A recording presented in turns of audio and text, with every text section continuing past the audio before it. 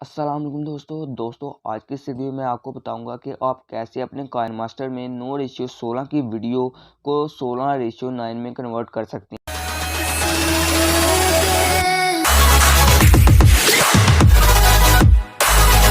यानी कि आपने ऐसे बनाई हुई है, ये आपसे गलती से बन चुकी है इस तरह की वीडियो, ठीक है। तो अब हमने इसे कन्वर्ट करना है 16:9 में। तो आपने पीछे आना है, तो सबसे पहले आपने इस पर क्लिक करना है जो आपने बनाया होगा प्रोजेक्ट, ऐसे क्लिक करके रखना है। तो यहाँ पर आपको नज़र आ रहा होगा डुप्लीकेट प्रोजेक्ट का, आपने इस पर क्लिक करना है। इस पर क्लिक करने के बाद आपके सामने में ऐसा इंटरफेस आ जाएगा। आपने इस पर क्लिक कर देना 16:9 पर, जो आपको सबसे पहले नज़र आ रहा होगा। आपने इस पर क्लिक करना,